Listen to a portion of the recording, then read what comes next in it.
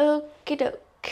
Hello everyone, my name is Kat. I'm going to be reading 1-star reviews of my favorite books. I would firstly like to say everyone has their own opinion on books. I don't care that these people left a 1-star review on a book I loved. I don't mean to give hate to anyone at all. This is just for fun and I respect people's opinions. Okay, now that we have that out of the way, let's begin. The first book I want to start with is my personal favorite, The Caraval. If you haven't read this, please give it a try because I thought this book was so fun. It's a YA fantasy. I really loved it. Just keep in mind I'm going to avoid reviews with spoilers. Okay, well that was disappointing. Okay. Every time I see this book on my feed, I want to rate it lower. Wow. Right, next up, my first 1-star rating of the year. Even though I finished this book within a day, I feel so meh about it. I don't even know how to review it. Whilst reading, I tried to think of one aspect of this book that made it appealing for me, and now that I finished it, I can't think of a single one.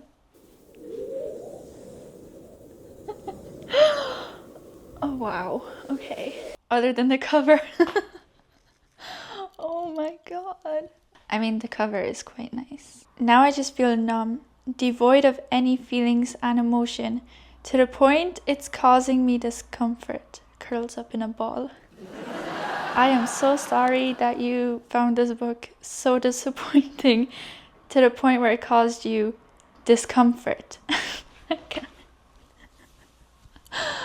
Oh, DNF at 50%. It was so bad I want to give you a 0, but that's not possible, so I give you a 1. But I honestly have not hated a book this much since 5 Survive. But this book has A, an extremely boring plot, and B, some of the most irritating, frustrating, idiotic, and unlikable main characters ever. The only reason I wanted to read this was because I wanted to read Once Upon a Broken Heart, but I might just skip the series as a whole and move on to the spin-off. Now, I will say I found the main characters irritating at first as well, especially Scarlett throughout pretty much the whole book. I feel like she wasn't irritating enough for it to affect my rating personally. I can definitely see how the characters could have been irritating. There's YA for intelligent thinking young adults, right? And some YA is for itty bitty babies that don't yet understand the dynamics of the Frozen movie plot. Oh boy. This book is too immature and silly and ridiculous and dumb to be written for any young adults I know. That's all I can say.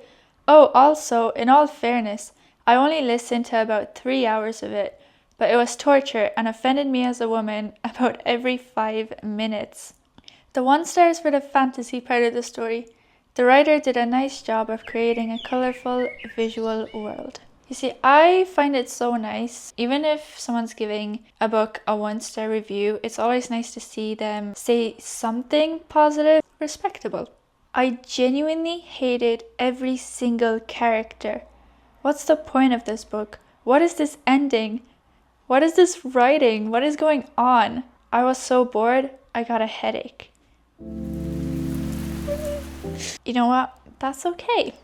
The next book I have chosen for this video is A Good Girl's Guide to Murder. This was a very fascinating thriller murder mystery. I had such an amazing time reading this book. I found it so entertaining. From the moment she said, "Holy pepperoni," I realized I was too old to be reading this book.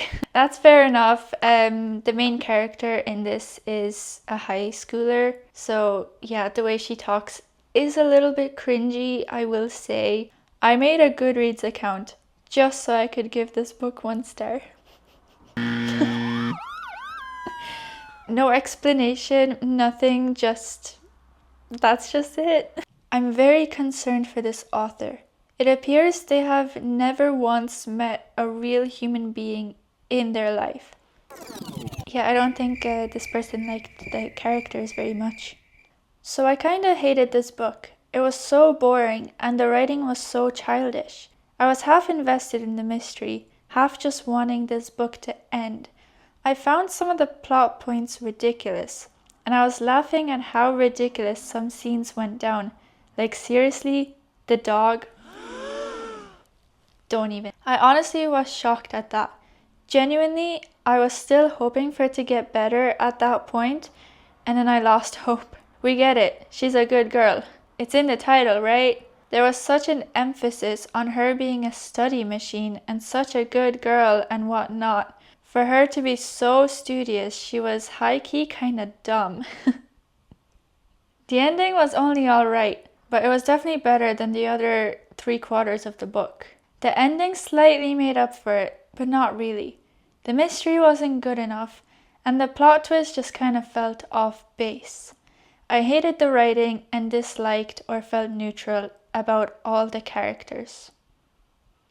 I do agree that Pippa definitely had her weak moments and maybe she wasn't the smartest, but that's what I found entertaining. It didn't ruin the book for me.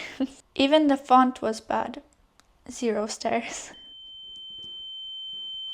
Was the font bad? I personally like the font. This was excruciating for me, but I was determined and I made it.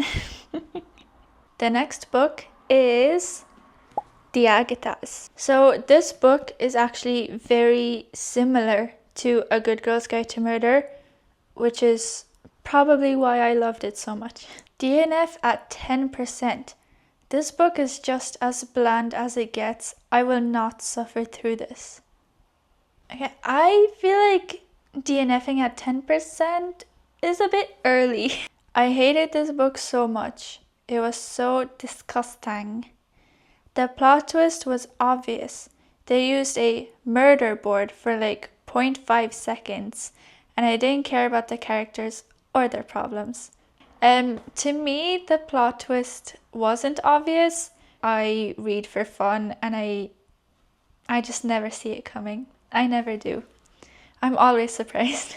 I couldn't get into this. Made it 150 pages.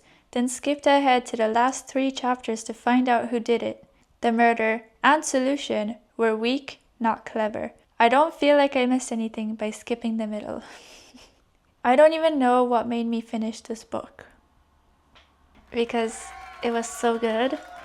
The next book I have chosen is The Spellshop. This is another YA fantasy, which I'm now realizing I read a lot of YA. But yeah, again, just thought this was so fun.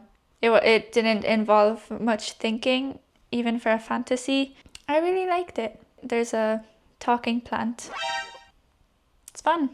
I thought I was getting something with a cozy fantasy vibe, and I feel like I've been duped into reading a very basic romance. Sorry, but if I'm reading, "Oh, he can't possibly like me," on repeat by 30%, I'm out. That's fair enough. I can see how that would have been irritating. I even found it a bit irritating, but not enough for me to dislike the book. DNF at 30%. There's a blue main character and a talking plant. So a blue Gamora and a talking Groot? The plant is more sociable than she is, since she has the emotional capacity of a brick. Don't care. Boring, boring, boring.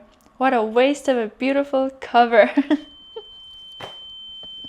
The plant was in fact more sociable than her, and the plant was my favorite character. I thought their friendship was funny. Didn't realize cozy meant boring. This was not for me. Now I will say the plot of this book wasn't the most exciting thing ever, but that's what I feel like cozy books are. Relax and read, there's not much action going on. The Spellshop had so much potential, but wow, what a letdown.